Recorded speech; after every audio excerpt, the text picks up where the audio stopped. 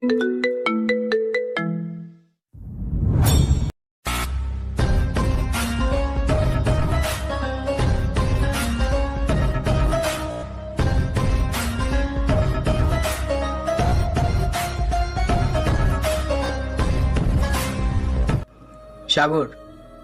তুই আমার মা বাবা থেকে শুরু করে আমার পরিবারের সবাইকে মেরে ফেলেছিস। আজকে তোকে আমার হাত থেকে স্বয়ং আজরাইলও বাঁচাতে পারবে না। মিজু, এবারের মতো মাফ করে দে, তোর পায়ে পড়ি প্লিজ। শেষবারের মতো আমার জীবনটা ভিক্ষা দে। মনে পড়ে তোর সেদিন রাতের কথা, যখন আমার চোখের সামনে তুই আমার পুরো পরিবারকে ধ্বংস করে দিয়েছিলি? ঠিক এভাবেই আমার বাবাও তোর পায়ে পড়েছিল। তুই তো আমার বাবাকে মাফ করিসনি, তাহলে আজ কেন করব? সেই দিন আমি খুনের নেশায় পাগল হয়ে গিয়েছিলাম। ওই রকির কথায় আমি তোর বাবা মাকে মেরেছি। তুই আমাকে ছেড়ে দিয়ে রকিকে মেরে ফেল প্লিজ মিজু, প্লিজ। রকির কথা শুনে মিজুর মাথা যেন রক্ত উঠে গেল, কারণ রকি হলো মিজুর বড় ভাই। ও সরি, বড় ভাই বললেও ভুল হবে। মিজুর বাবার দুইটা বিয়ে। মিজু হলো তার বাবার দ্বিতীয় স্ত্রীর মিসেস মনিরা বেগমের ছেলে, আর রকি হলো মিজুর বাবার প্রথম স্ত্রীর ছেলে। রকির আম্মু খুবই লোভী ছিল। বাবার সমস্ত সম্পত্তি নিজের ও নিজের ছেলের নামে লিখে নিয়েছে। বাবা সেটা কোনোভাবেই জানতো না। বাবার একজন সফল বিজনেসম্যান ছিল। তার টাকা পয়সা, সোনা রূপার কোনো কমতি ছিল না। সেদিন রাতে আমি, বাবা ও বড় আম্মুর কথা শুনছিলাম। বড় আম্মু কেন জানি বাবার উপর চিল্লাচিল্লি করছে। বাবা এসব কিছু মানতে না পেরে পরের দিন বড় আম্মু ও রকিকে বাসা থেকে বের করে দেয়। তার কিছুদিন পর কোর্ট থেকে অর্ডার আসে, আমাদের বাড়ি খালি করে দিতে বলে। বাবা তখন জানতে পারে সে বাবার সমস্ত সম্পত্তি তার নামে নেই। সেদিন বাবা নিরুপায় হয়ে বাসা থেকে বের হয়ে আসে। তাছাড়া বাবার যে আর কিছু করার ছিল না। যাক, বাকিটা পরে শুনবেন, এখন বর্তমানে আসা যাক। মিজু রকির কথা ভাবতে ভাবতে চোখ মুখ লাল হয়ে গেছে। মনে হয় মিজু এখন হিংস্র জানোয়ার হয়ে উঠবে। মিজু দুই হাতে দুইটা ধারালো ছুরি দিয়ে সাগরের দুই পায়ে উড়ু বরাবর গেছে, যার ফলে চিরিত চিরিত করে রক্ত বের হয়ে মিজুর পুরো শরীরে লেগে যায়। কুত্তার বাচ্চা, আজকে তোকে আমি জীবনের সবচেয়ে বড় কষ্টটা দেব, যেটা তুই কল্পনা করতে পারবি না। মিজু, আমাকে মাফ করে দে প্লিজ। রাজ, ওর শরীর থেকে হাত দুটো আলাদা করে দে। সুইমিং পুলের কুমিরদের দিয়ে আয়। আর হ্যাঁ, আমার প্রিয় হাতুড়িটা নিয়ে আয়, আমি ওর মাথাটা নিয়ে একটু খেলা করি। আচ্ছা ভাই। রাজ, আমার প্রিয় হাতুড়িটা এনে দিলে আমি একবার হাতুড়িটা চুমু খেয়ে নিলাম। তারপর সাগরের মাথা বরাবর দিলাম এক বাড়ি। সাগরের মাথা ফেটে মগজ বের হয়ে ছিন্ন ভিন্ন হয়ে গেছে। আরেকটা বাড়ি দিতেই সাগর ছটফট করে করতে করতে মারা গেল। আমি তার পুরো শরীরে পেট্রোল ঢেলে দিলাম। তারপর গ্যাস লাইট দিয়ে ওর শরীরে আগুন ধরিয়ে দিলাম। আমার চোখের সামনে সাগরের পুরো দেহ দাউ দাউ করে জ্বলছে। এতে আমি ব্যয় আনন্দ পাচ্ছি, কারণ আজকে আমি আমার বাবা আর মৃত্যুর প্রতিশোধ নিতে পেরেছি। আর বাকি রইল রকি। রকির সাথে যেদিন আমার সামনাসামনি দেখা হবে, সেদিনে হবে তার শেষ দিন। সাগরের মৃত্যুর জায়গায় একটা চিরকুট রেখে আসলাম, যাতে লেখা ছিল MH, mafia king is back. MH is back. পরের দিন সমস্ত টিভি চ্যানেলে সাগরের মৃত্যুর খবর দেখাচ্ছে। এই দেখে থানার ভিতরে, স্যার, শহরে কুখ্যাত খুনি সাগর মির্জা খুন হয়েছে। কি, কোথায় হলো খুনটা আর কিভাবে হলো? জানি না স্যার, আর খুনটা নাকি মাফিয়া কিং MH করেছে। কমিশনার মাফিয়া কিং MH এর নাম শুনেই থরথর করে কাঁপতে লাগলো, যেন শহরে নতুন আরেকটা গ্যাং লিডার জন্ম নিয়েছে। তা নয়, কারণ বিগত 3 মাস ধরেই মাফিয়া কিং MH একের পর একটা খুন করে চলেছে। কমিশনার কিছুক্ষণ চুপ করে থাকার পর দেখলো তার কপাল থেকে টপ টপ করে পানি ঝরছে। তারপর ভয়ে ভয়ে বলতে লাগলো, শোন, খবরটা ভাইরাল হয়নি তো? কোনোভাবেই ভাইরাল করা যাবে না, তাড়াতাড়ি ডেট স্পটে চল। এই বলে সঙ্গে সঙ্গে টিভি অন করে টিভির সব চ্যানেল সংবাদ দিচ্ছে এই শহরের নাম্বার 1 কুখ্যাত খুনি সাগর মির্জাকে নৃশংসভাবে খুন করা হয়েছে। আর রেড স্পটে একটা চিরকুট পাওয়া গেছে, যাতে লেখা ছিল MH-কে। এই MH যাকে এখন পর্যন্ত কেউ দেখতে পেল না, আর কিসের জন্য এই লোকগুলো মারছে সেটা এখন পর্যন্ত রহস্যজনক থেকে গেল। আর সরকার খুনিকে ধরার জন্য যথেষ্ট চেষ্টা করেছে। টিভির সংবাদ দেখে কমিশনার বলতে লাগলো, তাড়াতাড়ি লাশটার কাছে চলো, না হলে অনেক বড় প্রবলেম হবে। কুইক। Okay sir. আর সবাইকে ফোন করে জানিয়ে দাও আজকের মিটিংয়ে আয়োজন করতে। Okay sir. এই বলে কমিশনারও তার সহপাঠীরা লাশের কাছে গেল। লাশটাকে দেখে কমিশনার ভয়ে দম বন্ধ হওয়ার মতো অবস্থা, কারণ লাশের 2 হাত পা কেটে ফেলা, যেগুলো কুমিরকে খাওয়ার জন্য দিয়েছে। তারপর পুরো শরীর যেন পুড়ে কয়লা হয়ে গেছে। এই নির্মমভাবে খুন করতে পারে শুধুমাত্র মাফিয়া কিং এমএইচ। কে এই মাফিয়া কিং? এটা যেন একটা রহস্য। যাক, লাস্টটা পোস্টমর্টম করলো। তখন ওই কমিশনার ফোনে একটা কল আসে। কি কাজ করছো তুমি দেশের ভিতরে? প্রতিদিন কেউ না কেউ খুন হচ্ছে, সন্ত্রাসীদের সংখ্যা অনেক বেড়ে গেছে। আগামী 7 দিনের মধ্যে মাফিয়া কিং এমএইচ এর সমস্ত ডিটেলস চাই। Okay sir. প্রতিদিন তো ওকে ওকে বলো, এই কাজ তো করে দেখাতে পারো না? এটাই শেষ সুযোগ। কাজ করতে না পারলে সোজা বান্দরবনে ট্রান্সফার করে দেবো। Okay sir. স্যার, বড় স্যার কি বলল? 7 দিনের মধ্যে মাফিয়া কিং এমএইচকে ধরতে হবে, না হলে স্যার আমাকে বান্দারবনে ট্রান্সফার করে দিবই। স্যার, আমি একজনকে চিনি যে মাফিয়া কিং এমএইচকে চেনে। আপনি চাইলে আমরা খবর লাগাতে পারি কে এই মাফিয়া কিং। তাড়াতাড়ি ফোন লাগাও আর ওকে সন্ধ্যার মধ্যে থানায় আসতে বলো। Okay sir. এদিকে আমি সাগর মির্জাকে খুন করার পর বাসায় এসে ফ্রেশ হতে গেলাম। ওয়াশরুমে ঢুকে সাবান নিতেই পুরো শরীর থেকে রক্তের বন্যা বেড়ে গেল। আর এই রক্ত আমার না সাগরেরও। ওকে মারার সময় সব রক্ত আমার শরীরে এসে লেগে পড়ে। যাক, সাবান নেওয়া শেষ হলে রুমে এসে রেডি হলাম। তখন ছোট বোন সাকিবা এসে ডাক দিল। ভাইয়া, ও ভাইয়া, কই তুই? কিরে বোন, এত জোরে জোরে ডাকছিস কেন? কেন ডাকছিস জানিস না? তোর জন্য খাবার নিয়ে কতক্ষণ ধরে বসে আছি। তোর কি খেয়াল আছে? খিদায় আমার পেট পুড়ে যাচ্ছে। ও সরি রে বোন, চল, আমারও খুব খিদে পেয়েছে, চল তাড়াতাড়ি আমাকেও খেতে দে। তাড়াতাড়ি নিচে নেমে আয়। আমি গেলাম। আমি রেডি হয়ে তাড়াতাড়ি নিচে গেলাম। সাকিবা আমায় খাবার বেড়ে দিল। দুই ভাই বোন মজা করে খেয়ে নিলাম। খাওয়া শেষ করে উঠতেই যাবো, তখন সাকিব আবার বলল, ভাইয়া, এভাবে আর কত খুন করবি তুই বলতো? এভাবে খুন করতে করতে যদি তোর কিছু হয়ে যায় তাহলে আমার কি হবে বলতো? তুই তো আমার কথা একবারও চিন্তা করিস না। বোন শোন, বাবা মার খুনের প্রতিশোধ যতদিন নেওয়া শেষ হবে না ততদিন আমার এই মেজো থেমে থাকবো না। এই দেশ থেকে সমস্ত সন্ত্রাসীদের শেষ করেই ছাড়বে ও। আচ্ছা, বাদ দে। এখন চল, আমাকে কলেজে পৌঁছে দিয়ে আসবি। আচ্ছা চল। কলেজে যেতে যেতে একটু আমার জীবনের পিছন থেকে ঘুরে আসি। কি ছিলাম আমি আর কি হয়ে গেলাম, অতীত। আর 10 বছর পর বাসায় ফিরছি। এতদিন আমেরিকায় ছিলাম, মামার বাসায়, কারণ আমার মামা আমেরিকায় তার ফ্যামিলি নিয়ে থাকেন। তো আমিও তাদের সাথে থেকে গ্র্যাজুয়েট কমপ্লিট করি।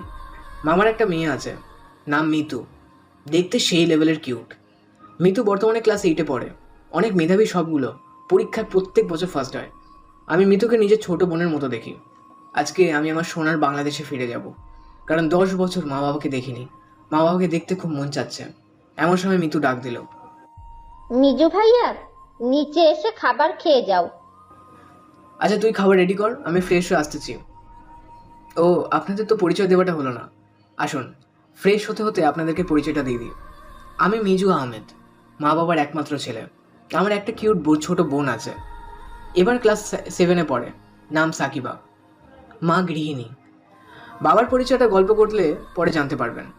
অনেক তো পরিচয় হলাম, এবার গল্পে আসি। আমি ফ্রেশ হয়ে নিচে এসে নাস্তা করে নিলাম। তারপর রুমে এসে আমার জিনিসপত্র সব প্যাক করতে লাগলাম, কারণ দুপুর 2টোয় আমার ফ্লাইট। এখন সকাল 9টা বাজে। তাই নিচে এসে মিতুকে নিয়ে শপিং করে বের হলাম, কারণ 10 বছর পর বাসায় যাচ্ছি। আব্বু আম্মুর জন্য তো কিছু নিয়ে যেতেই হবে। 2 ঘন্টার মতো শপিং করে বাসায় এসে ফ্রেশ হয়ে রেডি হলাম। মা মামের কাছ থেকে বিদায় নিয়ে এয়ারপোর্টের উদ্দেশ্যে রওনা হলাম। মামা তার সিকিউরিটিদের সাথে নিয়ে আমাকে পৌঁছে দিল। মামা ভালো থেকো, আর আমার জন্য দোয়া করিও। সময় পেলে আবার আসিস। আচ্ছা মিতু, ভালো থাকিস রে। আচ্ছা ভাইয়া। তারপর ফ্লাইটে উঠে পড়লাম। বিদায় দিলাম আমেরিকা শহরকে। দেশে ফিরতে মন চাচ্ছিল না, কিন্তু কি করব, মা বাবাকে না দেখে থাকতে পারছি না। প্রায় 6 ঘন্টা পর ফ্লাইট থেকে টেক আপ করলো। বাবা আমাকে নিতে এসেছে। দেখলাম 50 থেকে 70টা নিয়ে গাড়ি এসেছে, সাথে অনেক সিকিউরিটিও আছে। তারপর বাবার সাথে কুশল বিনিময় করে বাসায় চলে আসলাম। বাসায় এসে কলিং বেল বাজাতে একটা পিচ্চি মেয়ে দরজা খুলে দিল। আমি মেয়েটাকে দেখে তো অবাক, কারণ আমার পিচ্চি কিউট ছোট বোনটা অনেক বড় হয়ে গেছে। ভাইয়া তুই? কেমন আছিস? যা, তোর সাথে কথা বলবো না। কেন? আমার গিফট কোথায়? এই রে, তোর জন্য গিফট আনতে ভুলে গেছি। মজা করে বললাম। সত্যি ভাইয়া, তুই আমাকে একটুকু ভালোবাসিস না। এটা বলে সাকিবা মুখটা কালো খুলে নিল আর আমার সাথে কোনো কথা না বলে ভিতরে চলে যেতে লাগলো।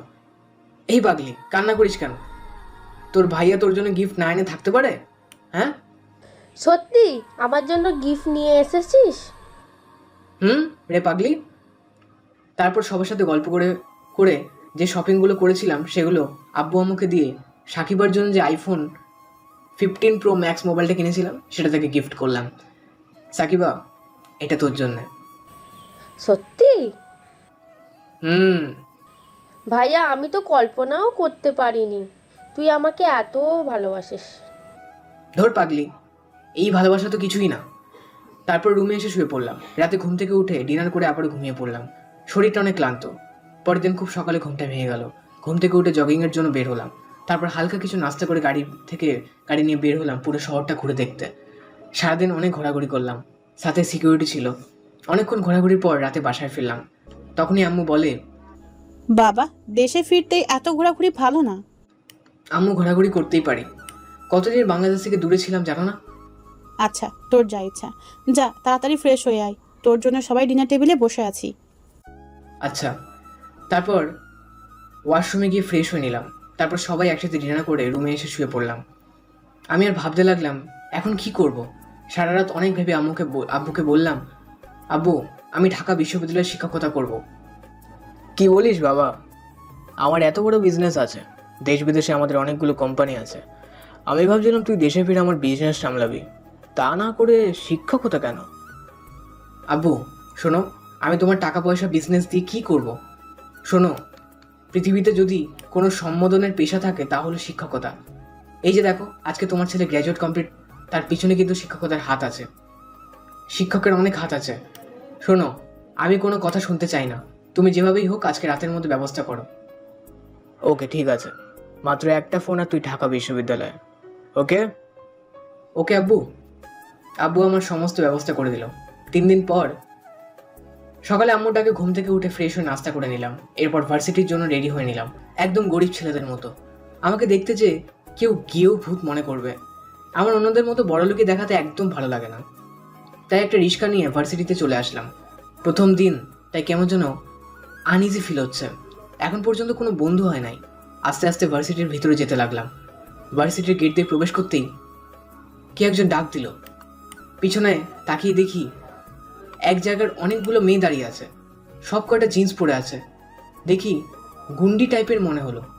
আমি মেয়েগুলোর কথায় কান্না দিয়ে ভেতরে যেতে লাগলাম। তখন মেয়েগুলো আমাকে আবারও ডাক দিল।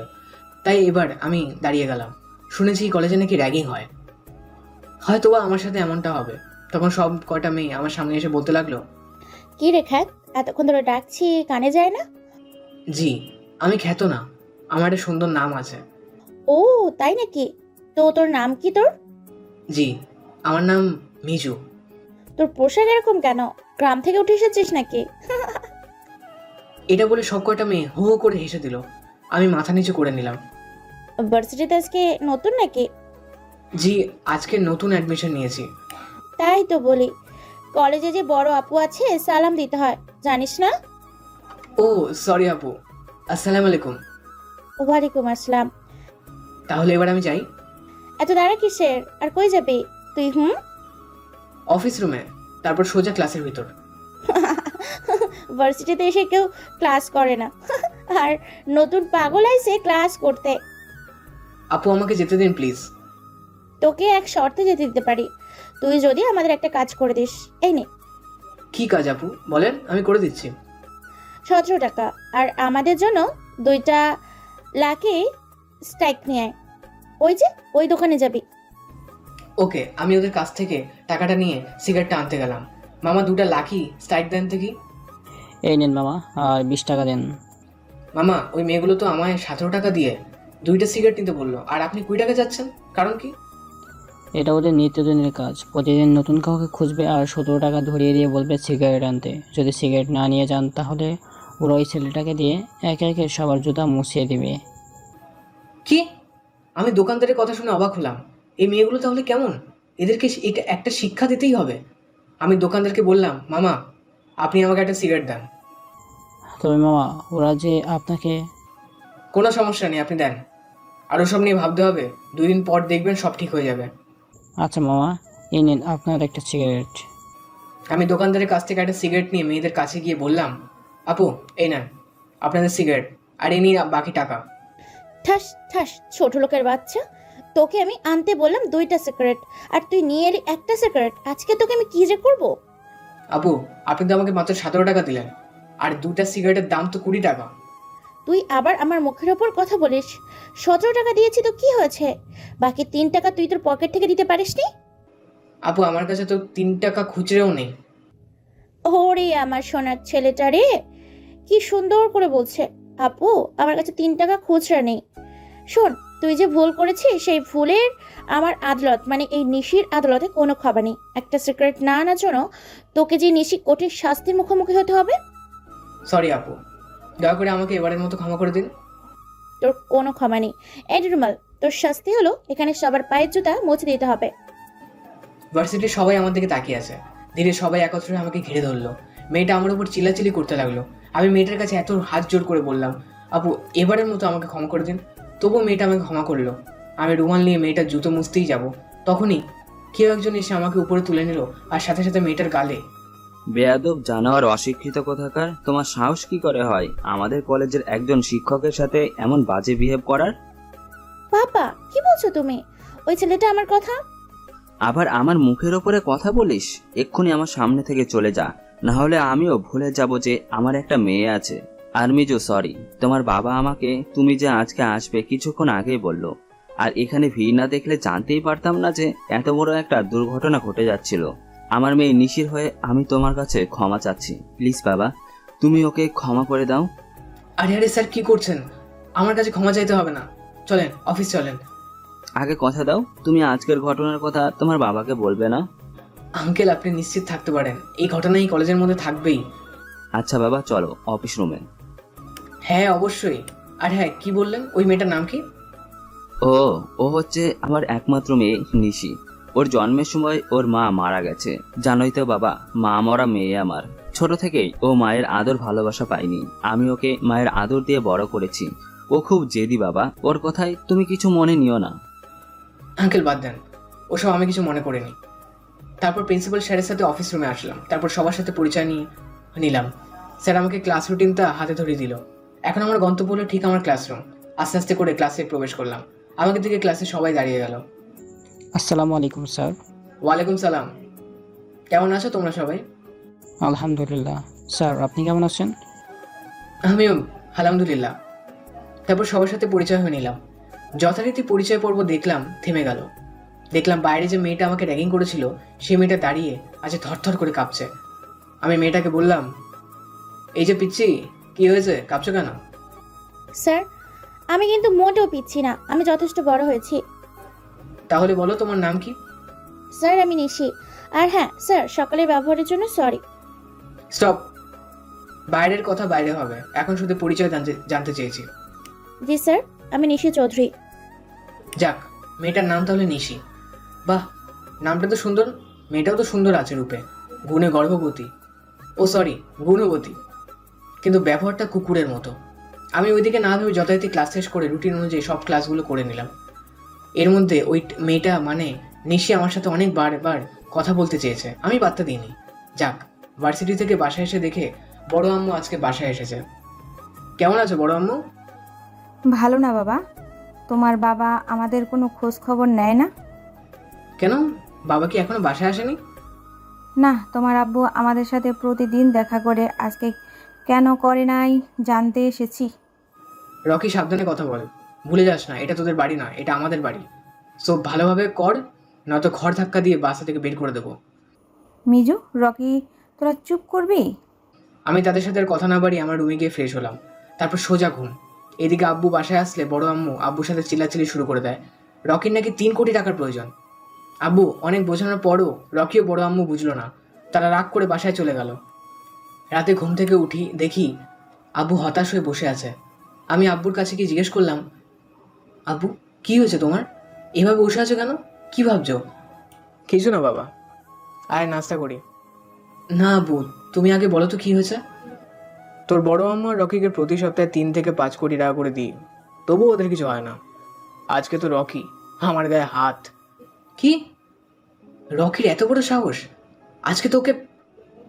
না বাবা, তুই কিছু করবি না। শোন, ওরা আমার থেকে সমস্ত সম্পত্তি লিখে নিয়েছে, আমি তোদেরকে কিছু দিতে পারলাম না। এটা নিয়ে প্রচুর টেনশন হচ্ছে। আবু, তোমাকে এসব নিয়ে ভাবতে হবে না, আল্লাহ চাইলে অল্পতেই হবে। আয় তো বাবা, পরে তোকে সব বলবো। আগে বল, তোর ভার্সিটি কেমন লাগলো? অনেক ভালো আব্বু। আব্বুর সাথে গল্প করতে করতে অনেকটা সময় পার করে দিলাম। রাতে ঘুমিয়ে পড়েছিলাম। পাশের ফ্ল্যাটে একদল সন্ত্রাসী ঢুকে লুট করছিল। কিছু কথোপকথন শুনতে পেলাম। ওই, তুই আমাদের ভাইয়ের বিরুদ্ধে সাক্ষী দিয়েছিস, তোকে আজকে শেষ করে দিব। মাপ আর তোকে কোনোভাবেই সম্ভব নয়, তোকে আজকে দুনিয়া থেকে বিদায় করে দেব।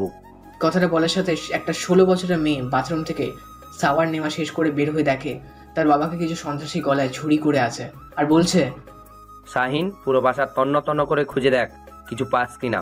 টাকা পয়সা সোনা দানা যা পাবি সব নিয়ে আয়। আজকে তো ওর শেষ দিন, এসব দিয়ে আর ও কি করবে? আচ্ছা ভাই। শাহিন তার সব লোকেদের নিয়ে সব জায়গা খোঁজ করে কিছু টাকা ও সোনার কিছু গয়না পেল। তারপর সাগরের কাছে এসে বলল, ভাই শুধু এইটুকুই পেয়েছি। তাতেই হবে। শোন, উপরে গিয়ে আল্লাহকে বলবি, আল্লাহর পরের জন্মে আমাকে আর দুনিয়ায় না পাঠাও, কারণ তুই আবার জন্ম নিলেই তোকে আবারও আমার হাতেই মরতে হবে। ভাই প্লিজ আমাকে ছেড়ে দিন, প্লিজ আপনার কাছে হাত জোর করছি। সাগর মির্জার কোনো কথা না বলে লোকটির মাথা বরাবর 3টে গুলি করে দেয়। লোকটি মারে বলে একটা চিৎকার করতেই সেই মেয়েটা বাবা বলে দৌড়ে এসে তার বাবাকে জড়িয়ে ধরে। এদিকে সবেমাত্র ক্লাস 8-এ পড়া মেয়ে সাওয়ার নেওয়া অবস্থায় বাইরে আসায় পরনে তেমন কাপড় ছিল না। এদিকে মানুষরূমী পশুরা মেয়েটাকে দেখে তাদের অমানুষত্ব হারিয়ে ফেলেছে। তার বাবার লাশের সামনে একে সবাই মিলে একটা নিরীহ মেয়েকে ধর্ষণ করে মেরে ফেলে।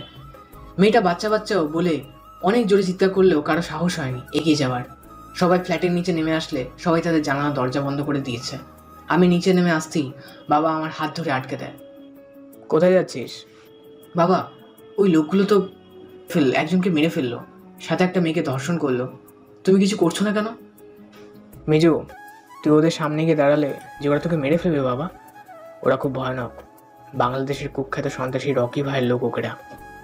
ওদের সামনে দাঁড়ানোর ক্ষমতা যে স্বয়ং দেশের প্রধানমন্ত্রীরও নেই। ওদের পথের কাঁটা যারা হবে ওরা তাদেরকে মেরে ফেলবে। তাই বলে তোকে ওসব নিয়ে ভাবতে হবে না, ভিতরে আয়। আব্বু আমার হাত ধরে টেনে বাসার ভিতরে আনলো। আমি ডুবে গিয়ে সারা রাত রকি ভাইয়ের সম্বন্ধ গুগলে সার্চ করলাম, কিন্তু কিছুই পেলাম না। আমার আগ্রহটা বেড়েই গেল। সমস্ত জায়গায় খোঁজার পর একটু কুলু পেলাম। এই দেশের সবথেকে বড় বড় ড্রাগ, গাঁজা, ফেন্সিডিল, মদ, নারী পাচার থেকে শুরু করে সব ধরনের খারাপ কাজ করে এই রকির লোকেরা। তারপর তাদের পথে যেই আসে তাকেই মেরে ফেলে। এখনো পর্যন্ত এই দেশের 386 জনকে লোককে মেরে ফেলেছে এই রকির বাহিনী। 5000-এরও বেশি নারী পাচার করেছে। এখন কার বেশিরভাগ যুবক আর যুবতীকে ড্রাগের প্রতি আসক্ত করেছে এই দল। দেশটা পুরোটাই এখন মাদকা শক্তে আসক্ত। এসব দেখে আমার মাথাটা ঘুরতে লাগলো।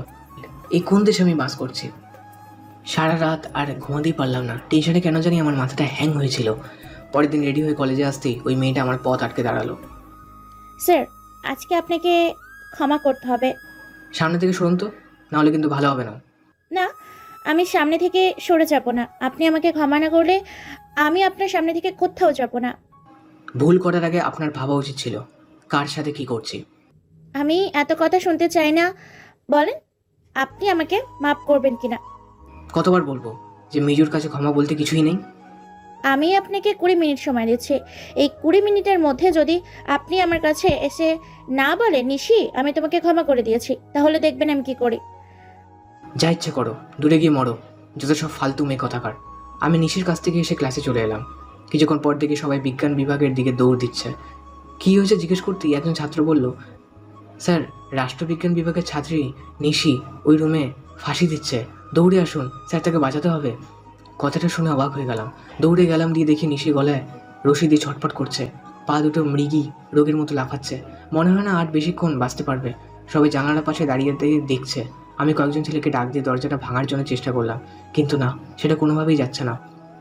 পাশ থেকে একজন একটা হাতুড়ি নিয়ে আসলো। হাতুড়িটা দেখতে অনেক সুন্দর। হাতুড়িটা হাতে নিয়ে দরজায় মাঝামাঝি একটা বাড়ি দিতেই দরজাটা খুলে দিল।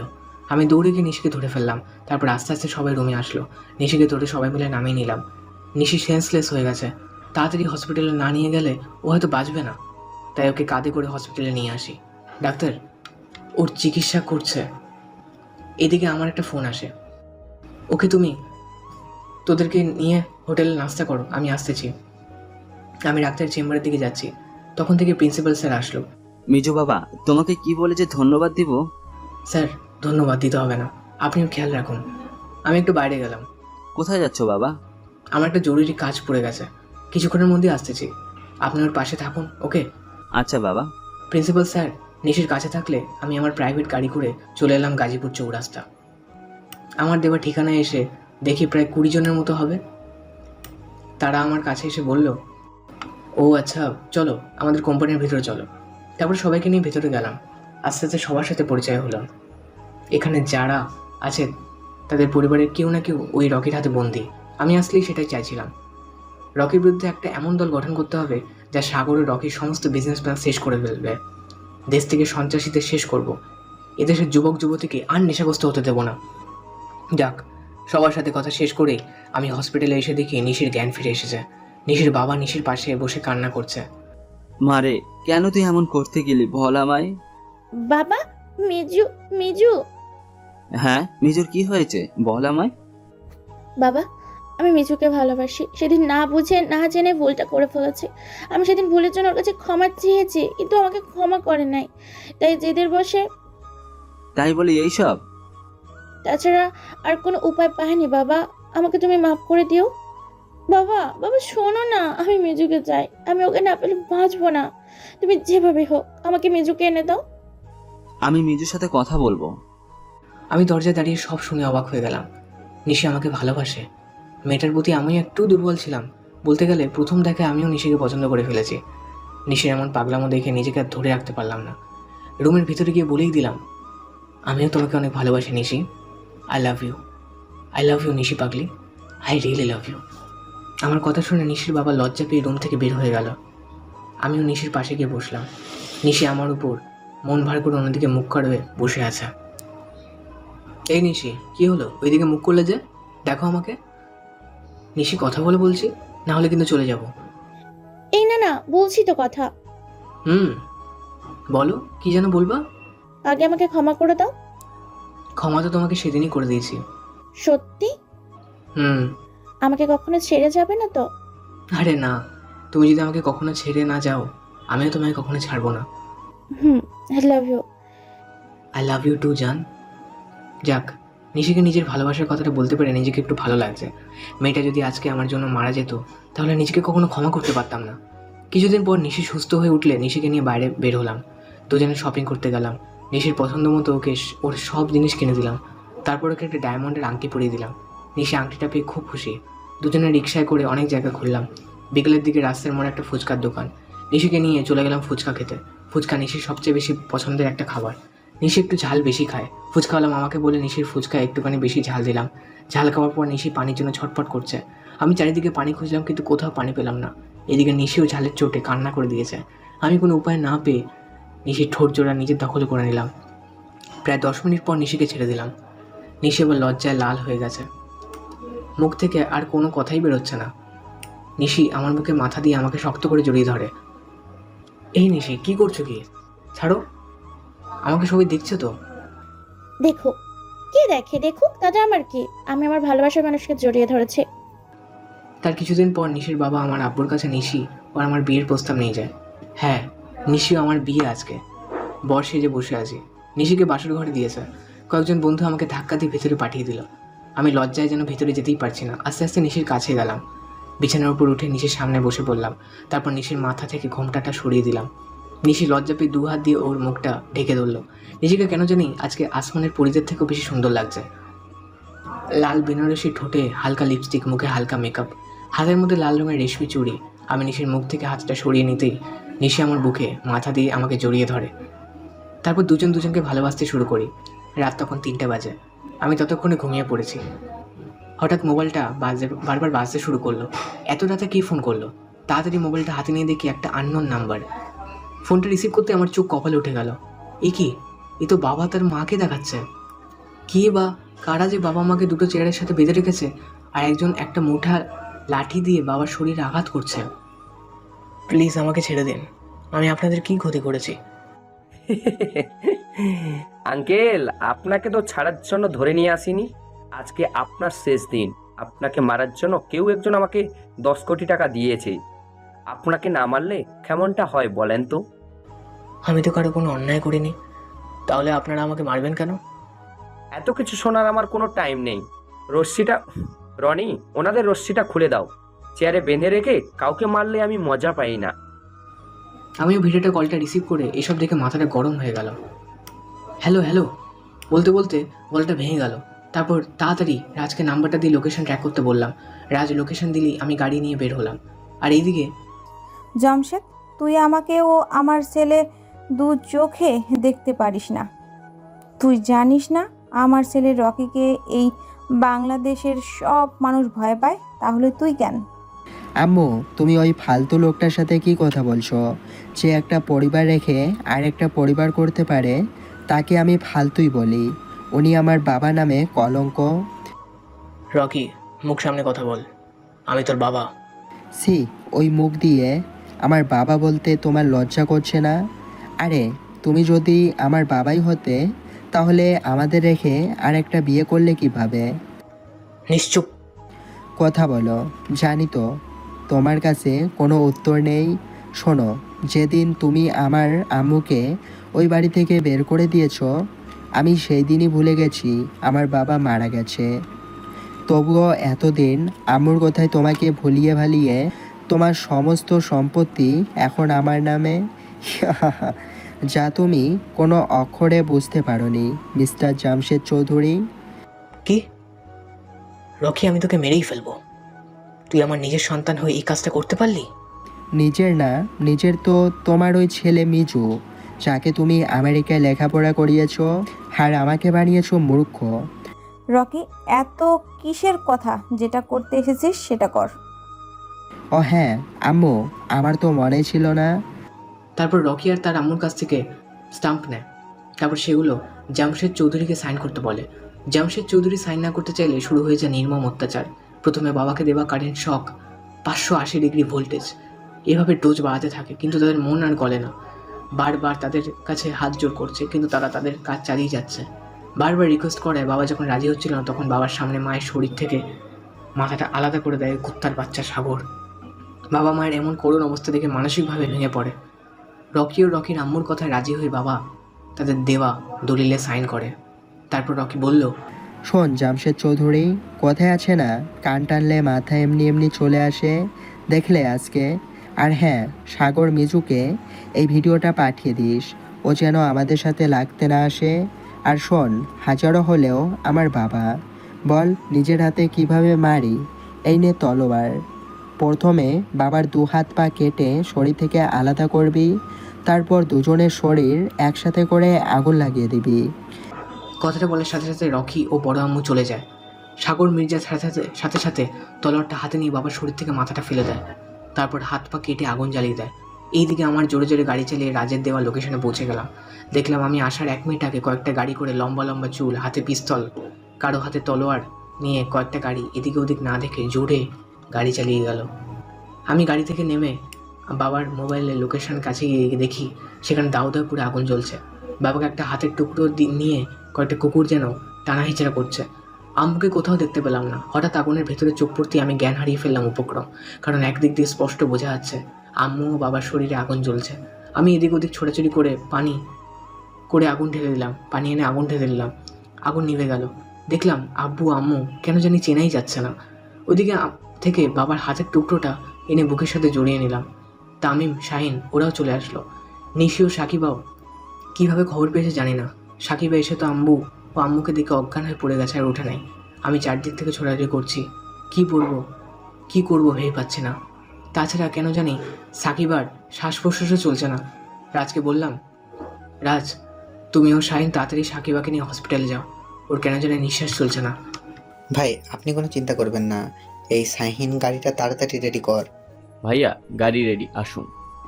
রাজ ও শাহিন সাকিবাকে নিয়ে হসপিটালে চলে গেলে আমি আব্বু ও আম্মুর পুরানো লাশ নিয়ে বাসার উদ্দেশ্যে রওনা হলাম। বাসার ভেতরে আসতেই রাজ ফোন করে যা বললো তা শুনতে আমি মোটেও প্রস্তুত ছিলাম না। ভাইয়া হ্যাঁ রাজ বল। ভাইয়া দুর্ঘটনা ঘটে গেছে। কি হয়েছে রাজ, বল আমার। রাজ আমার কিন্তু খুব টেনশন হচ্ছে, তাড়াতাড়ি বল কি হয়েছে। ভাইয়া ডাক্তার বলল সাকিবা। রাজ কি হয়েছে সাকিবার, বল না। রাজ ভাইয়া সাকিবা আর এই দুনিয়াতে বেঁচে নেই।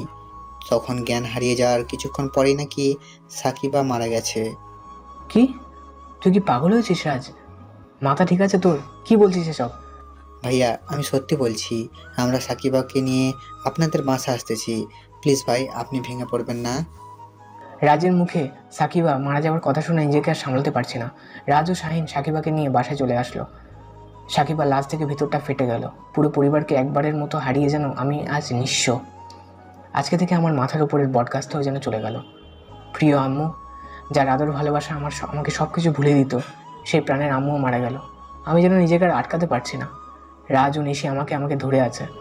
সকালে হলো, বাসায় আব্বুর বন্ধুবান্ধব, বিজনেস পার্টনাররা সবাই এসেছে। আব্বু আম্মু ও সাকিবাকে পাশাপাশি খবর দেওয়া হলো। রিপিট, আব্বু আম্মু সাকিবাকে পাশাপাশি খবর দেওয়া হলো। বাসায় আসলাম। বাসাটা কেন জানি আজকে ফাঁকা ফাঁকা লাগছে। রুমে একাকি বসে শুয়ে আছি। তখনই খবর আসলো। ভাইয়া আপনার আব্বু আম্মুকে কে মেরেছে জানতে পেরেছি। সত্যি? বল শাহিন, কে ওই কুত্তার বাচ্চা? তাকে আজকে আমি শেষ করে দেব। ভাই সাগর মির্জা, এদেশের একজন কুখ্যাত সন্ত্রাসী, উনি আপনার আব্বু আম্মুকে মেরেছে। কি? ওই খানকির পোলা সাগর? খবর লাগাও এখন কোথায়? ভাই এক গোপন সূত্রে জানতে পেরেছি, ও এখন মিরপুর 14 এর হোটেল দি মুনে আছে। খবর লাগা শাহিন, তুই রাজু বাকি সবাইকে ফোন লাগা। ওই ব্যাঞ্চোদ কুত্তার বাচ্চা আজকেই শেষ করে দেবো আমি। ওকে ভাই। আমি নিশিকে বাসায় রেখে বের হয়ে গেলাম আব্বু আম্মুর খুনি ওই সাগর মির্জাকে মারতে। রাস্তায় রাজ, শাহিন ও বাকি সবাই একসাথে হয়ে গেলাম। চলে এলাম মিরপুর 14 হোটেল দি মুনিয়ে। সাগর মির্জার রুম খুঁজে বের করে ওর শার্টের কলার ধরে নিচে টেনে নিয়ে আসলাম। সবাই ভয়ে কাঁপতে লাগলো। কারো কোনো সাহস নেই আমাদের সামনে এসে দাঁড়ানোর। সাগরের লোকেরা যেই আমাদের সামনে এসে দাঁড়িয়েছে, রাজ ও শাহিন পাখির মতো গুলি করে উড়িয়ে দিয়েছে। পুরো রাস্তা যেন ভয় থরথর করে কাঁপছে। তারপর আর কি বাকিটা জানেন? সাগরকে মারার পর রকি ও তার আম্মু দেশ থেকে পালিয়ে গেছে। এদিকে আমি একটার পর একটা খুন করেই যাচ্ছি, আর খুন করার পর লিখে যাচ্ছি মাফিয়া কিং MH। অন্যদিকে আমার নামটা এতটাই ভয়ানক হয়ে উঠেছে যে পুরো বাংলাদেশের সবাই এখন নাম চেনে এক ডাকে। সবাই মুখে এখন আতঙ্কের ছাপ। পুলিশ কমিশনার সেই গোপন লোকটাকে ডাক দেয়। স্যার আমি জানি কে এই MH মাফিয়া কিং। সত্যি? Yes sir. তাহলে বলো। স্যার এক গোপন সূত্রে জানতে পেরেছি ঢাকা বিশ্ববিদ্যালয়ে এক শিক্ষক এই মাফিয়া কিং MH এর প্রধান লিডার। আপনি চাইলে তদন্ত করে দেখতে পারেন। কি? তোমার কথা যদি সত্যি না হয় তাহলে কিন্তু তোমাকে মারার বাড়ি ঘুরে নিয়ে আসবো। স্যার 100% সত্যি। ওকে, তুমি যেতে পারো। তারপর কমিশনার স্যার উপরে মহল ফোন করে জানিয়ে দেয়। তখন সবাই মিলে মিটিং বসায়। শুন, এক গোপন সূত্রে জানতে পেরেছি ঢাকা বিশ্ববিদ্যালয়ে একজন শিক্ষক এই মাফিয়া কিং এর লিডার। সো আমি চাচ্ছি এই কেসটা আমাদের সিনিয়র শুটার স্পেশালিস্ট নেহাকে দিতে চাই। আপনারা সবাই ইতিমধ্যে জানেন যে নেহা আমেরিকায় গিয়ে কত বড় বড় কেস এক নিমিষেই সমাধান করেছে। তো নেহা, কি ভাবছো তুমি? এই কেসটা সমাধান করতে পারবে তো? Yes sir. সো তোমার সাথে শাকিল, রানা ও মিমি থাকতেছে। তোমার কখন যেটা সাহায্য দরকার ওরা তোমাকে সব সময় করবে। আর হ্যাঁ শোন, বি কেয়ারফুল, নিজের খেয়াল রাখো। জি স্যার, আপনি আমার জন্য সব সময় দোয়া করবেন। স্যার, আপনি আমার জন্য একটা ছোট কাজ করবেন? কি কাজ বলো? ঢাকা বিশ্ববিদ্যালয়ে একটা সিটের ব্যবস্থা করে দেন। ও নিয়ে তোমাকে ভাবতে হবে না, সেটা অলরেডি করে রেখেছি। Okay sir. নেহা, নেহা, কে এই নেহা জানেন? ওর নামটা নতুন শুনলেই, তাই না? হ্যাঁ, এই সেই নেহা খন্দকার, যে কিনা শুধু দেশের ভিতরে নয়, বিদেশের মাটিতেও তার শক্তির প্রমাণ দেখিয়েছেন। নেহার সাথে আমার এক গভীর সম্পর্ক, সেটা জানতে হলে আজ থেকে 5 বছর পিছনে যেতে হবে। আমেরিকা, সবেমাত্র ইন্টারমিডিয়েট পাশ করে আমেরিকার লর্ড ক্যামেরন ভার্সিটিতে ভর্তি হলাম। কলেজে আজকে পুরোই নতুন ভার্সিটি, তেমন কাউকে চিনিও না, জানিও না। আর এখানে সবাই ইংলিশ ছাড়া কথাই বলে না। বাঙালি বলতে মনে হয় শুধু আমি, তেমন ইংরেজিও বলতে পারি না। প্রথমে একটা ক্লাস শেষ করে বিশাল একটা বট গাছের, সেখানে সবাই জোড়া জোড়ে বসে আছে। আমিও গিয়ে আনমনে বসে আছি, কিছু ভালো লাগছে না, তাই গাড়ি নিয়ে বের হবো বাসার উদ্দেশ্যে। ঠিক তখন রাস্তায় একটা জ্যামে আমি আটকে পড়ে গেলাম। গাড়ির ভিতর দম বন্ধ হয়ে আসছিল, তাই বাইরের দিকে একটু চোখ দিলাম। তখনই চোখ পড়লো একটা মেয়ের দিকে। কাল রাতে মনে হয় এখানে বৃষ্টি হয়েছিল, তাই রাস্তায় কাদা জমে আছে। মেয়েটা নুপুর পায়ে দিয়ে কাদামাখা রাস্তা পার হতে লাগলো। আর ধীরে ধীরে মেয়েটার চেহারা দেখার আগ্রহটা আরও বেড়ে গেল। একটু উপর দিকে চোখ পড়তে আমি 480 ভোল্টের শক খেয়ে গেলাম। এত সুন্দর একটা মেয়ে কী করে হতে পারে? পায়ে নুপুর, চোখে হালকা কাজল, 2 ঠোঁটে হালকা করে লিপস্টিক, নীল জামা, আর তার চুলগুলো চোখের সামনে বারবার করে পড়ছে। একদম বাচ্চাদের মতো লাগছে, মনে হলো আসমান থেকে নেমে আসা নীল পুরি। আমি এক দৃষ্টিতে মেয়েটার দিকে তাকিয়ে আছি, মেয়েটার থেকে চোখ দূরে সরাতে পারছি না। এত সুন্দর কোনো মেয়ে হতে পারে? তখন দেখলাম মেয়েটা হঠাৎ একটা অনেক ভয় পেয়ে গেল। একবার নিচের দিকে তাকাচ্ছে, আরেকবার পাশ দিয়ে যাওয়া একটা গাড়ির দিকে। আমি অবাক হয়ে মেয়েটাকে দেখছি, কিন্তু রোমান্টিক মুহূর্তেই জাম ক্লিয়ার হয়ে গেল। কথায় আছে না, ভাজা মাছে তেল দেওয়া। আমার গাড়িটা চলতে শুরু করলো। ওইদিকে মেয়েটার পাশ দিয়ে বড় একটা গাড়ি চলে যায়, আর রাস্তায় থাকা কাদা পানি মেয়েটার গায়ে দিয়ে পড়ে। মেয়েটাকে দেখে মনে হলো 71-এর কাদামাখা সৈনিক। গাড়িটা চলে যাওয়ার পর যা দেখলাম, মেয়েটা 5 জন স্কুল শিক্ষার্থীদের কাদা পানি পড়ার হাত থেকে বাঁচিয়েছে। এইদিকে আমার মেয়েটার উপর একটা বড় মায়া সৃষ্টি করে। মেয়েটাকে এভাবে দেখে আমি মেয়েটাকে প্রথম থেকে ভালোবেসে ফেললাম। গাড়ি থেকে নেমে সোজা মেয়েটার দিকে দৌড়াতে লাগলাম। সেখানে এসে দেখি মেয়েটা নেই। রাস্তার এপাশ ওপাশ সব জায়গায় খুঁজলাম, কিন্তু মেয়েটাকে কোথাও পেলাম না। একরাশ দুঃখ নিয়ে বাসায় চলে আসলাম। তারপর ফ্রেশ হয়ে এসে সবার সাথে আড্ডা দিয়ে খাবার খেয়ে নিলাম। আশা ছিল বাসায় এসে সবার সাথে অনেক আনন্দ করব, কিন্তু মেয়েটাকে দেখে সব আনন্দ মাটি হয়ে গেল। রাতে ঘুমোতে গেলাম, ঘুমের মধ্যে মেয়েটাকে দেখতে পেলাম। ঠিক মতো ঘুমাতে পারলাম না। গাড়ি নিয়ে মেয়েটাকে খুঁজতে বের হলাম। দেখা পেলেই প্রপোজ করে ফেলবো। ঠিক তখনই পিছনে একটা মেয়ে এসে আমার কাঁধে হাত রাখলো। আমি পিছনে তাকিয়ে যাকে দেখলাম, বিশ্বাস করেন, মিজু ভাই।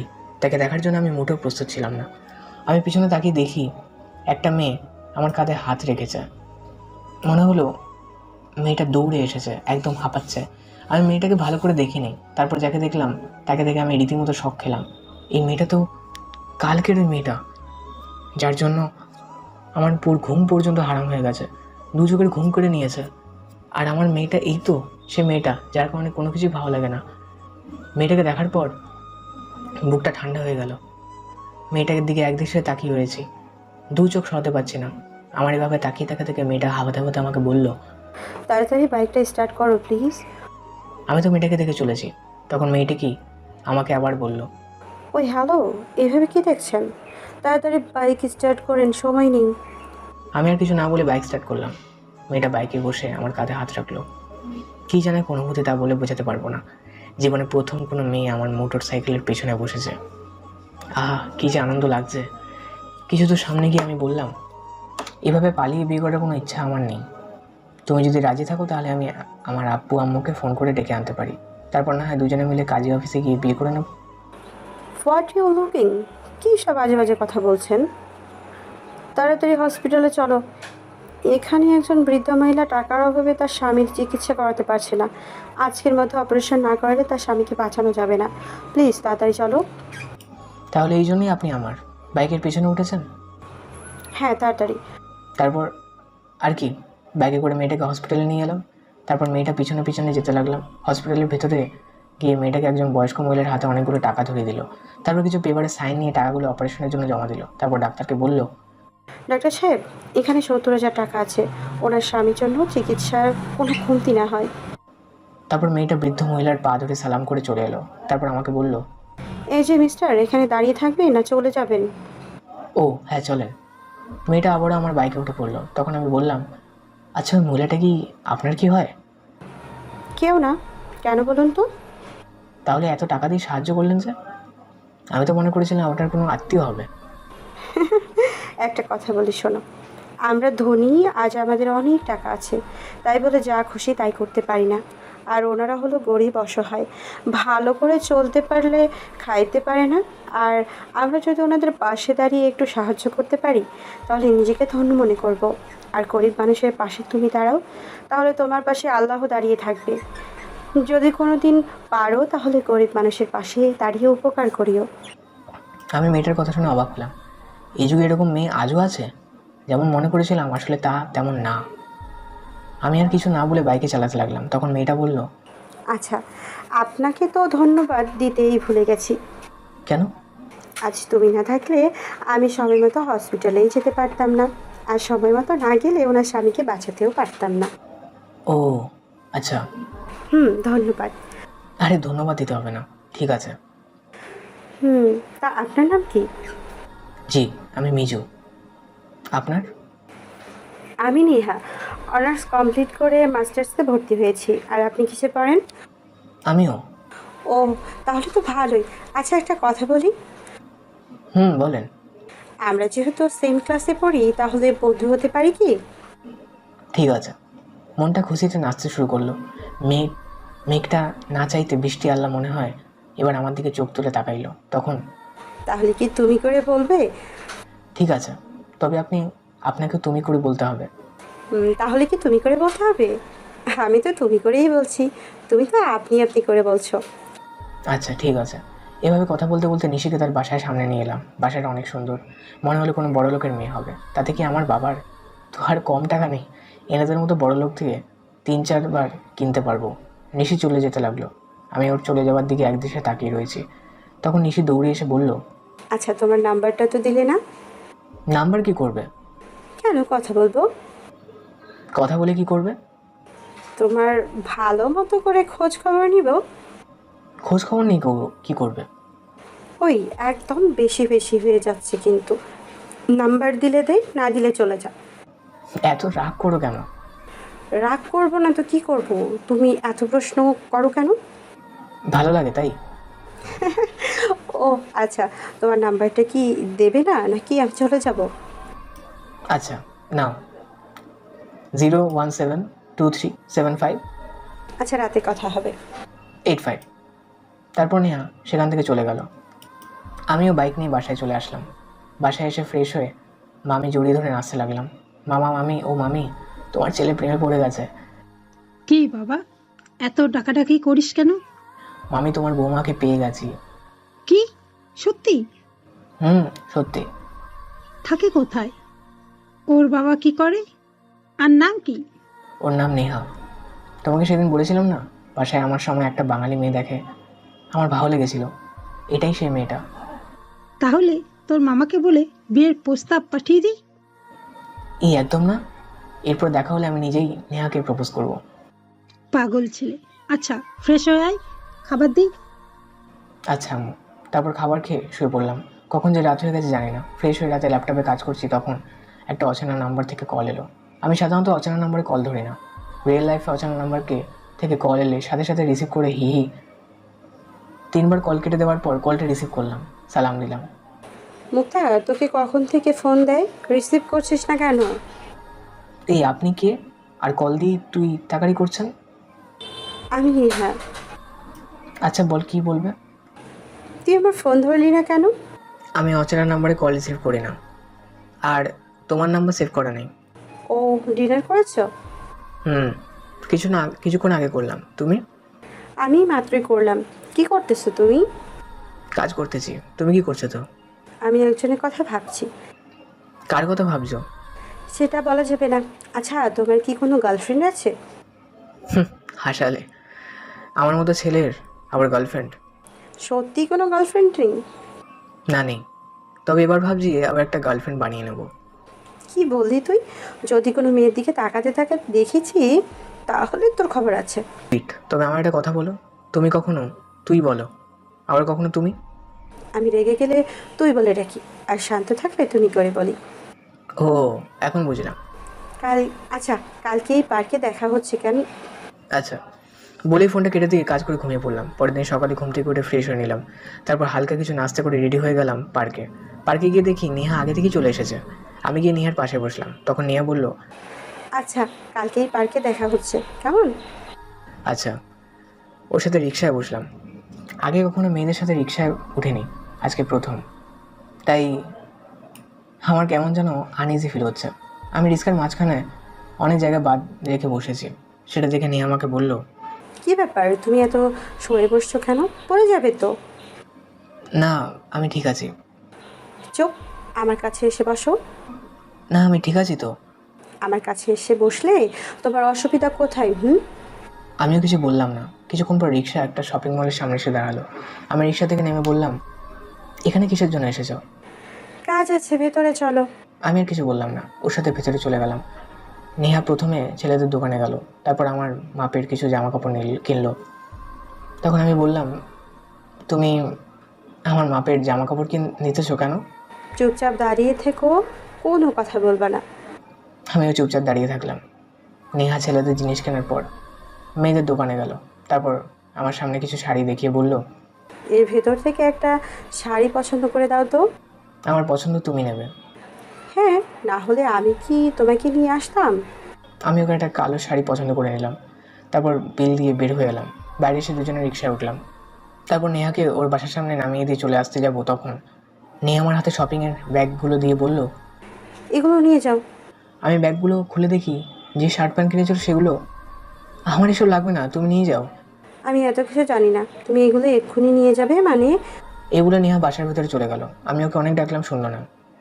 আমি আর ওখানে থাকতে পারলাম না, বাসায় চলে এলাম। তারপর ফ্রেশ হতে গেলাম, ফ্রেশ হয়ে বের হলাম। তারপর কিছুক্ষণ পর মামি খাবার খেতে ডাকলো। আমি গিয়ে খেয়ে আসলাম, খাবারটা খেয়ে ঘুমিয়ে গেলাম। বিকালে ঘুম থেকে ওঠার পর জানালা দিয়ে তাকিয়ে দেখি কালো শার্ট পর একটা মেয়ে হাতে পিস্তল নিয়ে কয়েকজন সন্ত্রাসী পিছু নিচ্ছে। কিছু দূর দূরে যেতেই একটা গলি, মেয়েটা গলির ঠিক পাশে একটা বড় ময়লার বাক্সের পেছনে লুকিয়ে পড়লো। কিছুক্ষণ পর সন্ত্রাসীগুলো কয়েকজনকে ড্রাগ পাচার করতেছিল। ঠিক তখন মেয়েটা এক এক করে পাখির মতো সন্ত্রাসীদের গুলি করে মেরে ফেলে। আমি তো অবাক। সবাইকে মারার পর মেয়েটা তার মাথা থেকে হুড়িটা নামিয়ে নিতেই আমার চোখ যেন কপালে উঠে গেল।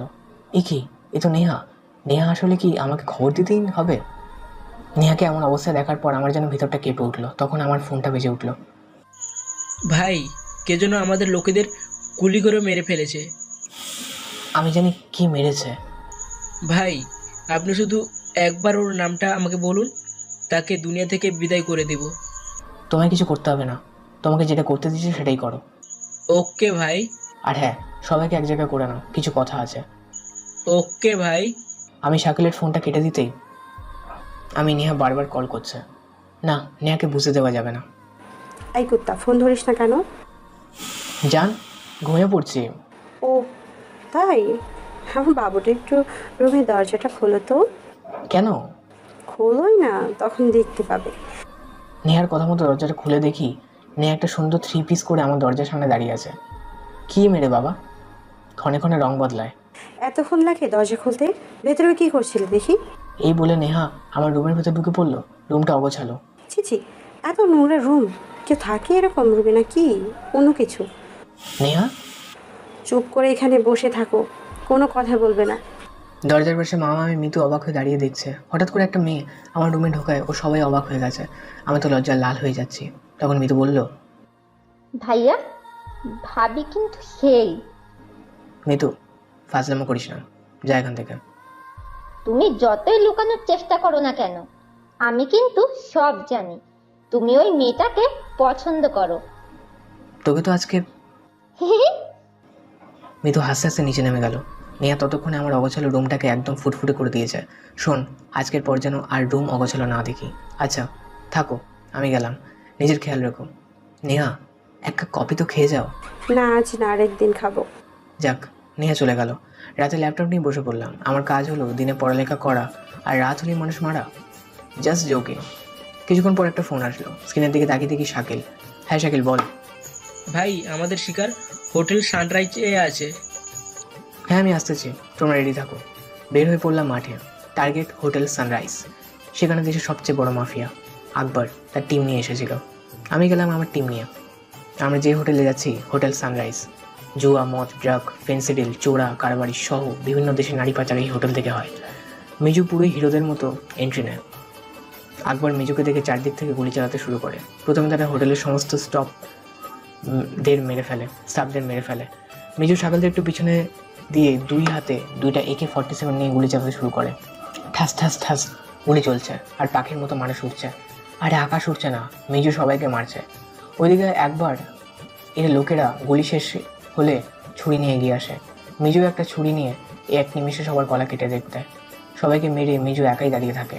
এইদিকে মিজুকে মারার জন্য আকবর আরও লোক পাঠাচ্ছিল। তারপর মিজু একটা মেশিন গান নিয়ে আসে। ঠাস ঠাস ঠাস করে গুলি করে আকবর এর যত লোক ছিল সবাইকে মেরে মাটিতে ফেলে দেয়। মিজু শরীর রক্ত, পিছন থেকে একটা গুলি এসে মিজুর বুকে লাগে। হ্যাঁ, গুলিটা আকবর করেছে। মিজুকে গুলি লাগার সাথে সাথে শাকিল আকবরের হাতে গুলি করে পিস্তলটা মাটিতে ফেলে দেয়। তারপর আকবরকে ধরে ফেলে। মিজু আকবরের সামনে এসে আকবরের মুখে পিস্তলটা গুঁজে দিয়ে ঠাস ঠাস ঠাস করে গুলি করে। হোটেলটা একদম নিস্তব্ধ, কারো কোনো সাড়া নেই।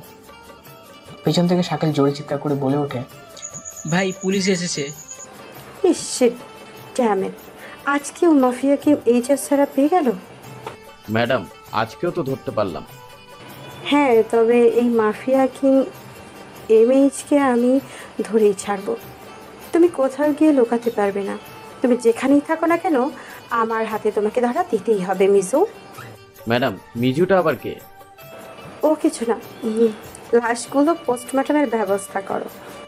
Okay madam. মিজু, তোমার কি হয়েছে আজ? কয়েকদিন ধরে কলেজেও আসছো না, আমার ফোনও ধরো না। ও কিছু না, একটু দেখি। তা তেমন কিছু হয়নি। নেহা জোর করেই দেখে ছাড়লো। দেখে মিজুর বুকে একটা গুলির দাগ, গুলির চিহ্ন দেখে কিছু একটা ভাবে, তারপর বলে, মিজু কি হয়েছে তোমার? তোমার শরীরে গুলি লাগলো কিভাবে? না, তেমন কিছু হয়নি। বলো বলছি, না হলে আমি এখান থেকে লাফ দিব। আচ্ছা আচ্ছা বলছি। কালকে রাত 1টায় বাসায় ফিরছিলাম মৃত্যুর জন্য একটা ডায়মন্ডের নেকলেস নিয়ে। তো বাসা আমার আসার সময় কয়েকজন ছিনতাইকারীরা আমাকে ফলো করে। আমি তাদের দেখে দৌড়াতে থাকি। এক পর্যায়ে ওরা আমাকে ধরে ফেলে, আমার সাথে ডায়মন্ডের আংটিটার জন্য জোর করে। আমি না দিতে চাইলে ওরা আমাকে গুলি করে নেকলেসটা নিয়ে পালিয়ে যায়। তুমি কেন ওদের সাথে লড়াই করতে গেলে বলো? তোমার যদি কিছু হয়ে যেত তাহলে আমার কি হতো?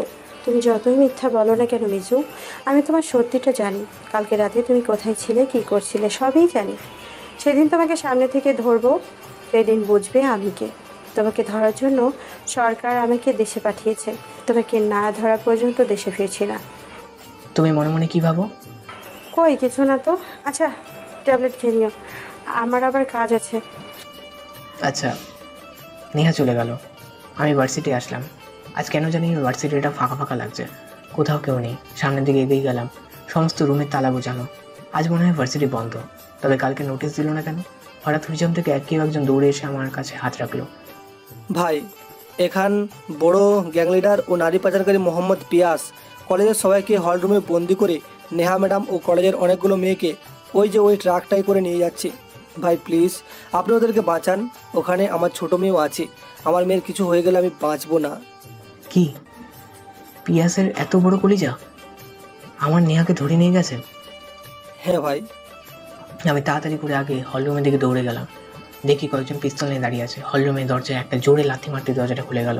আমি ভেতরে প্রবেশ করতে পিয়াসের লোকেরা আমার উপর গুলি যাতে শুরু করে। আমিও কোমর থেকে পিস্তলটা বের করে ঠাস ঠাস করে গুলি করতে শুরু করি। একে একে পিয়াসের সবাইকে মেরে হলো। রুম থেকে সমস্ত শিক্ষার্থী ও শিক্ষকদের মুক্তি করে দিলাম। হঠাৎ পিছন থেকে কেউ একজন আমার মাথায় বন্দুক তাক করে। পিছনে তাকিয়ে দেখি পিয়াস। মিজু মাফিয়া কিং MH, তোরা এই নামটা আমাদের বন্ধু করে বেসেছে। সেদিন তুই আমাদের বড় ভাই আকবরকে মেরেছিস। আজকে আমি তোকে মেরে আমার ভাইয়ের মৃত্যুর প্রতিশোধ নিব। পিয়াস, ছেড়ে দে আমায়, না হলে কিন্তু পরে তোকে পস্তাতে হবে। চুপ, একদম চুপ, চুপচাপ আমার সাথে চল। পিয়াস আমার হাত পা বেঁধে একটা কফিনে ভরে তার আস্তানা নিয়ে আসে। আমাকে কফিনের ভেতর থেকে বের করা হলো। চোখের বাঁধন খুলে দিল। সামনে তাকিয়ে দেখি নিহা ওর সাথে 100-এর বেশি মেয়েকে একটা কাঁচের রুমে বন্ধ করে রেখেছে। পিয়াস আমার কাছে এসে আমাকে লাঠি দিয়ে ইচ্ছে মতো মারতে থাকে। এক একজন করে সবাইকে আমাকে মারলো, কিন্তু আমার একটা ভালো বকা করতে পারলো না। পিয়াস কিছু একটা শব্দ অনুভব করলো। হ্যাঁ, আমার লোকেরা এসছে। পিয়াসের পুরো বিল্ডিং যেন কেঁপে উঠলো। বাইরে হাজারো লোক দাঁড়িয়ে আছে, কারণ আমি মাফিয়া কিং MH। আমাকে ধরে নিয়ে পিয়াজ যতটা না ভুল করেছে তার চেয়ে বেশি তার মৃত্যুকে নিজের কাছে ডেকে এনেছে। বাইরে আমার লোকেরা এক এক করে পাখির মতো পিয়াসের সব লোকেদের মারতে থাকে। এর থেকে পিয়াসের গলা শুকিয়ে যায়, কপাল থেকে ঘামের পানি ঝরছে। পিয়াস যেন নিজে থেকেই আমার বাঁধন খুলে দিল। মিজু, আমি কল্পনা করিনি তুই এত বড় মাফিয়া। লোক সত্যি বলে স্বয়ং আজরাইলও দয়া দেখায়, কিন্তু মাফিয়া কিং এমএইচ দয়া দেখায় না। তবুও আমাকে মাফ করে দাও প্লিজ মিজু। আমি পিয়াসের কলারটা ধরে তার গলা চেপে ধরলাম। খানকির পোলা, তুই আমার নেহাকে ধরে এনেছিস, আজকে তোর একদিন কি আমার 10 দিন। তোদের মধ্যে সন্ত্রাসীদের বেঁচে থাকার কোনো অধিকার নেই। আমি পিয়াসের গলা চেপে ধরে আছি। পিয়াস গলাটা কাটা মুরগির মতো ছটফট করতে করতে মারা গেল। পিয়াসকে মারার পর একটা বিজয়ের উল্লাস যেন আমার মনটাকে আনন্দ দিতে লাগলো। ঠিক তখন বেঁধে গেল আরেক বিপদ। You are under arrest mafia king MH. তোমার সমস্ত লোকেদের পিস্তল নিচে নামাতে বলো। আমার এক ইশারায় সবাই পিস্তল নামিয়ে দিল। আমি ওর নেহাকে কিছু বললাম না। নেহা আমাকে নিয়ে একটা গাড়িতে উঠে পড়লো। রিপিট, গাড়ি চালিয়ে নেহা একটা ফাঁকা মাঠে এলো। গাড়ি থেকে নেমে নেহা আমাকে বলল, শোনো মিজু, কথাটা বলতে আমার কষ্ট হচ্ছে, তবুও বলছি। দেশ থেকে তোমাকে ধরার জন্য আমাকে এখানে পাঠিয়েছে, কিন্তু তোমার ব্যবহার আচরণ দেখে তোমাকে আমি ভালোবেসে ফেলেছি। তোমাকে মারার জন্য আমি অনেকবার সুযোগ পেয়েছি, তবুও মারিনি। কেন মারিনি জানো? কারণ তোমাকে আমি ভালোবাসি। নিজের ভালোবাসাকে মারতে আমার কলিজাকে আপনি মিজু। তুমি বলো আমি কি করব? শোনো, আমার অজান্তেই দেশে ফিরে যাব, কারণ আমার মিশন শেষ। হয়তো আজকের পর আর দেখা নাও হতে পারে। শোনো, আমাকে ভুলে যেও। আমি কখনো তোমার যোগ্য ছিলাম না, আর ভবিষ্যতেও হব না। নেহা কি বলছো এসব? তোমার কি মাথা ঠিক আছে? হ্যাঁ মিজু, হ্যাঁ, আমার মাথা ঠিক আছে। শোনো, আমি আগে থেকেই জানতাম তুমি পুলিশের সিক্রেট এজেন্ট, কিন্তু আমি চাইনি তুমি আমাকে এভাবে একা রেখে চলে যাও। তো কি করবো বলো? আমার কাছে থাকবে? আমরা দুজন বিয়ে করে সারা জীবন একসাথে থাকবো নেহা। আমাদের কোনো কিছু কমতি হবে না। সেটা হয় না মিজু। চোর আর পুলিশ কখনো বন্ধুত্ব হয় না। তাছাড়া তুমি একজন কুখ্যাত মাফিয়া। আমার জীবনে কোনো গ্যারান্টি নেই, একসাথে থাকা কোনোভাবেই সম্ভব নয়। নেহা, আমি জানি তুমি কিছুই করতে পারবে না। আমার ভালোবাসা কসম লাগে, তুমি আমাকে কথা দাও, আজকের পর থেকে কোনো খুন খারাপই করবে না। আমি দেশে গিয়ে বলে দিব মিজু মারা গেছে, দেশের ভয়ঙ্কর মাফিয়া এমএইচ মারা গেছে। কথা দাও, আমার এই কথা তুমি রাখবে? নিশ্চুপ। কি হলো, কথা দাও। আমি কিছুক্ষণ ভেবে কথা দিলাম। নেহা শোনো, তোমায় কথা দিলাম আজকের পর কোনো খুন খারাপই করবো না। শেষবারের মতো আমাকে একটু জড়িয়ে ধরবা? আমি দুহাত বাড়িয়ে দিতেই নেহা এসে আমাকে জড়িয়ে ধরলো। তারপর আমার গালে, নাকে, মুখে পাগলের মতো কিস করতে লাগলো। I love you Miju. I love you too Neha জান। I love you. আচ্ছা মিজু, আমার চলে যাওয়ার সময় এসে গেছে, ভালো থাকো। আচ্ছা, এই ছিল নেহার সাথে আমার সম্পর্ক। বর্তমান ঢাকা বিশ্ববিদ্যালয়। আমিও নিশি দুজন একসাথে বসে আছি। সামনে নেহাকে দেখে আমার বুকের ভেতরটা যেন একটু মোচড় দিয়ে উঠল। অনেকদিন পর নেহাকে দেখলাম। একদম ঠিক আগের মতোই আছো, কোনো পরিবর্তন হয়নি। নেহা সোজা আমার কাছে এসে জিজ্ঞাসা করলো, কি মিস্টার মিজু, কেমন আছেন? আলহামদুলিল্লাহ, আপনি? আমিও। তবে এতদিন পর কি মনে করে? আমাকে খুঁজতে ওপর থেকে অর্ডার আছে। তাই নাকি? তাহলে আমাকে কি এখন ধরে নিয়ে যাবেন? না। তবে আমি আসলে তোমাকে ধরতেই এসেছি, কিন্তু তুমি যাকে মারার জন্য ব্যাকুল হয়ে আছো, ওই রকি, তুমি প্লিজ ওকে নিজের হাতে না মেরে আমার হাতে তুলে দিও, তাহলে আমি আর তোমাকে ধরবো না। কেন? কারণ রকি আমার সব শেষ করে দিয়েছে। কি শেষ করলো? শোনো, দেশে ফিরবার পর আবার জোড়াজুড়িতে আমি আরজুকে বিয়ে করে নিই। বিয়ের 2 মাস পর আরজু রাকিবের কাছ থেকে কয়েক কোটি টাকা ধার নেয়। সময় মতো টাকা দিতে না পারায় আরজু আমার স্বামীকে মেরে ফেলে। ঠিক তখন থেকেই আমি রকিকে মারার জন্য ব্যাকুল হয়ে আছি। কি, রকি তোমার স্বামীকে মেরেছে? আর শোনো, আমি জানি রকি এখন কোথায়। কোথায় আছে বলো? ওই কুত্তার বাচ্চারা আমি এখনই ধরে আনবো। শুনেছি সামনের সপ্তাহে রকি ওর আম্মু আমেরিকা গেছে, তোমার আগের জায়গায়। সত্যি? হ্যাঁ মিজু। মিজু একটা ডেভিল হাসি দিল। হা, এই হাসির মানে শুধু মিজুই জানে। পকেট থেকে ফোনটা বের করেই কাকে যেন ফোন করলো। শাকিল। 4 ঘন্টা পর রকিও তার আম্মুকে নিয়ে দেশের মাটিতে পা রাখলো। শাকিল সাথে মিজুর 5 বছর আগের সৈন্যবাহিনী। আজকে যেন মিজু তার সমস্ত খুনের বদলা নেবে। এদিকে মিজু পুরো প্রস্তুতি নিয়ে রকিকে আক্রমণ করবে। বাংলাদেশের যেখানে যত মিজুর ছেলে পেলে ছিল সবাইকে একসাথে করলো মিজু। প্রায় 2000-এরও উপর, সব একসাথে। নেহাও সেখানে উপস্থিত হয়েছে। আজকে যে কোনো কিছু একটা হতেই পারে, হয়তো মিজু থাকবে, নয়তো রকিকে ধরে আনার পর পুরো বাংলাদেশে যেন আজকে নিস্তব্ধ। রাস্তায় কোনো গাড়ি চলছে না। 64 জেলা যেন আজকে হরতাল। রকির ছেলেরাও মিজুর ছেলেরা মারামারি লেগে গেছে। রকির ছেলেরা আরো বেশি ভয়ঙ্কর হয়ে উঠল। দেশের মধ্যে হরতাল, বাসের মধ্যে আগুন, গাড়ি বাড়ি ভাঙচুর থেকে শুরু করে রাস্তায় যাকে দেখছে তাকে গুলি করে পাখির মতো মারছে। রকির ডান হাত রনির আদেশ সবাই এসব করছে। ওদিকে রাজ ও শাহিন রনিকে বন্দি কি নিয়ে আসে মিজুর আস্তানায়। রাস্তায় মিজু তার দল নিয়ে নেমেছে। রাস্তাটাও যেন ভয়ে কাঁপছে মিজুকে দেখে, কারণ এতদিন সবাই জানতো মিজু একজন ভালো মানুষ, কিন্তু তারা ভুল ছিল। এই মিজুই যে দেশের ভয়ঙ্কর মাফিয়া কিং এমএইচ। মিজুকে দেখে সবার হাত পা কাঁপছে। মিজু তার আস্তানায় আসলে রকির লোকেদের সাথে মিজুর লোকেদের লেগে যায় গোলাগুলি। ঠাস ঠাস ঠাস, ওপাশ থেকে গুলি, একের পর একে সবাই মরেছে। মিজু আস্তে আস্তে ভিতরে গেল, রকির সামনে গিয়ে দাঁড়ালো।